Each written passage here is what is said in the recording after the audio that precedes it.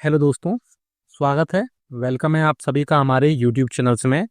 Pensioners, family pension और कर्मचारियों के लिए मैं चार बड़ी खबरें लेकर आया हूँ। ये बोल सकते हैं चार बड़ी आपके वेलफेयर से जुड़ी हुई इंफॉर्मेशन अपडेट्स लेकर आया हूँ, जिसका डायरेक्टली असर आपकी इस मंथ की पेंशन और फैमिली पेंशन पर पड़ेगा।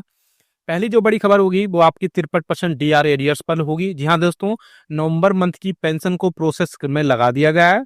अब पेंशनर्स को मैसेज आना स्टार्ट हो जाएंगे। और क्या कुछ पेंशनर्स को अगर मैसेज नहीं आएंगे तो क्या उनको उसी उसकी पेंशन में कोई असर पड़ेगा या और भी कोई दिक्कत आई, वो भी हम यहाँ पर बात करेंगे। दूसरी है कि अभी बहुत सारे पेंशनर्स हैं जिनको 4 मंथ का अभी डीआर का एरियर्स नहीं मिला है, तो उनको अब क्या करना है और कैसे क्यों नहीं आया, उस पर भी हम थोड़ी सी डिटेल में बात करेंगे।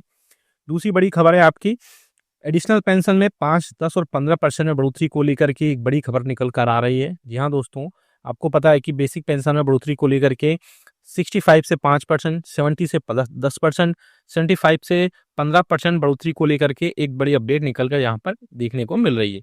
तीसरी बड़ी बात कर रहे हैं, बड़ी इन्फॉर्मेशन जो खबर हम देने वाले हैं वो है एमएससीपी का एक प्रोसेस है।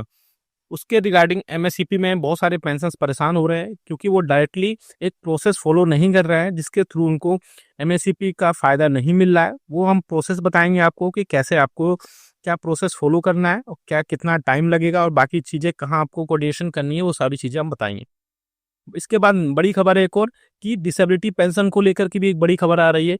साथ ही साथ आपकी सर्विस पेंशन और आपको सही आ रही है लेकिन डिसेबिलिटी पेंशन सही नहीं आ रही है, या इसका रिवर्स है कि आपकी सर्विस पेंशन गलत आ रही है, डिसेबिलिटी पेंशन सही नहीं आ रही है। तो इसके लिए आपको कहाँ कंप्लेंट करनी है और क्या चीज़ें क्या प्रोसेस करना है, उस पर भी हम यहाँ पर डिटेल में बात करेंगे। इसलिए इस वीडियो को पूरा लास्ट तक देखिएगा। और अगर चैनल पर पहली बार आए तो आपसे एक अपील करना चाहूँगा, तो चैनल को सब्सक्राइब जरूर कर लीजिएगा। साथ ही साथ बेल आइकन को प्रेस करना बिल्कुल मत भूलिएगा। इसके अलावा आप हमसे वो और भी जल्दी जो है आप हमसे रिप्लाई चाहते हैं तो आप हमारे चैनल को 29 रुपये दे करके ज्वाइन भी कर सकते हैं। बहुत सारे पेंशनर्स अब इसको ज्वाइन भी कर चुके हैं। मुझे उम्मीद नहीं थी, लेकिन फिर भी जितने पेंशनर्स ने अभी तक ज्वाइन किया है उन सभी के लिए धन्यवाद, थैंक यू।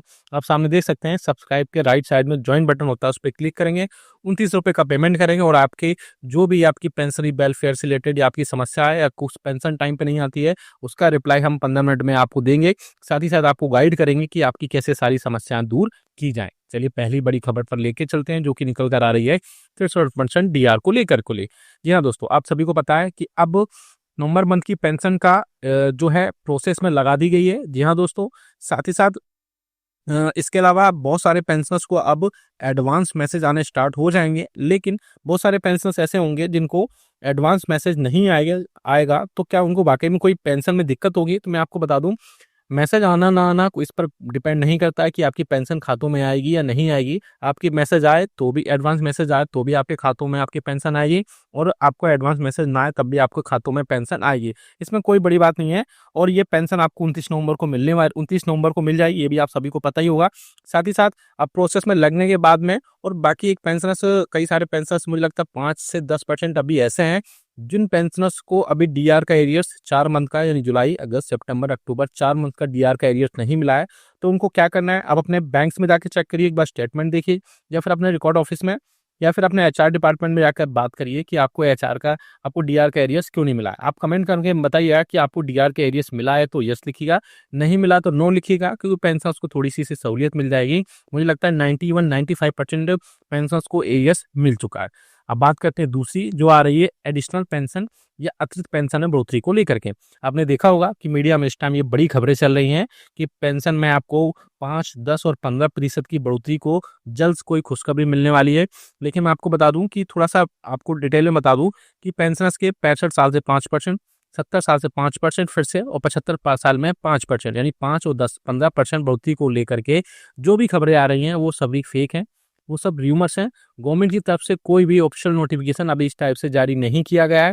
हालांकि गवर्नमेंट को ये प्रपोजल पहले भी गया था और इससे पहले मैं भी अपने प्रीवियस वीडियोस में भी बता चुका हूँ कि ये प्रोसेस जो आपका प्रपोजल है वो जाते रहते हैं, लेकिन गवर्नमेंट की तरफ से अभी कोई भी इस पर बड़ी खबर या फिर बड़ी आपके लिए जो वेलफेयर से जुड़ी खबर है वो निकल कर नहीं आ रही है। तो जो लोग ये बोल रहे हैं कि आपकी अतिरिक्त पेंशन 5, 10, 15% बढ़ने वाली है, वो खबरें सारी फेक हैं, उनमें किसी भी तरह की कोई भी सच्चाई नहीं है। इसलिए आप इन सब खबरों से बच के रहिए।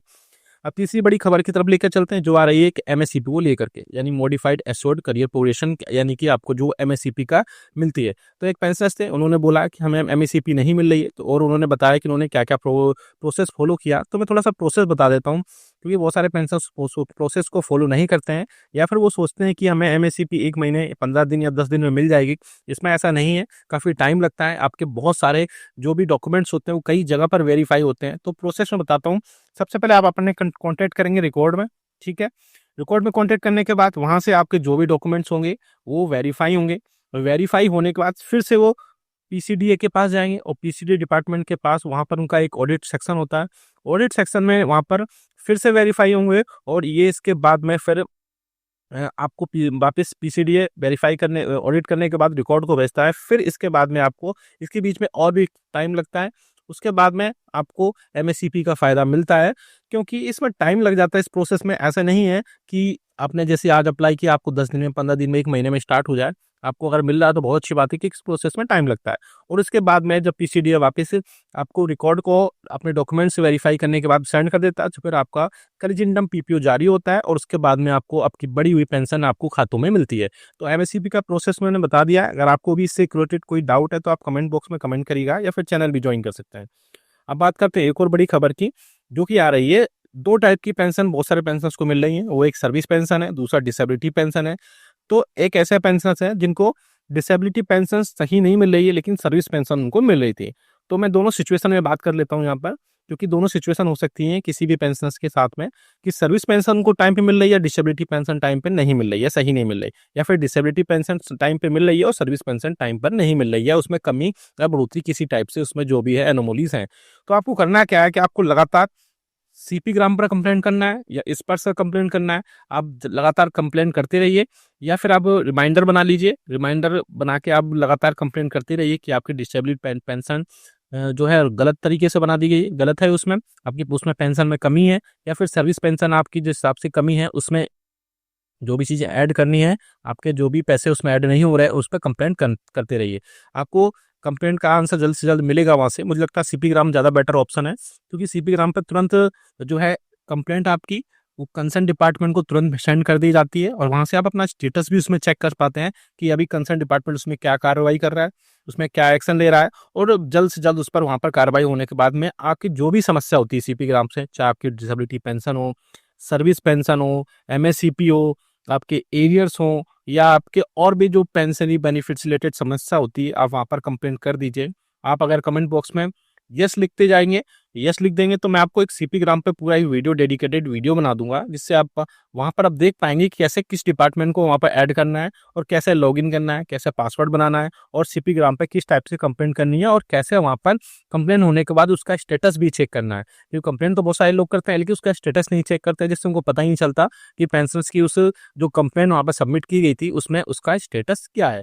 तो आप सभी ये अपने आपने देखी 5 बड़ी खबरें थी, जिसमें डीआर एरियर्स को लेकर के आपकी नवंबर मंथ में पेंशन आ जाएगी। दूसरी जो खबर थी वो आपकी अतिरिक्त पेंशन को लेकर के आएगी, वो भी मैंने बताया आपको। एमएससीपी का एक प्रोसेस बताया कि कैसे प्रोसेस होगा, और फिर कैसे आपके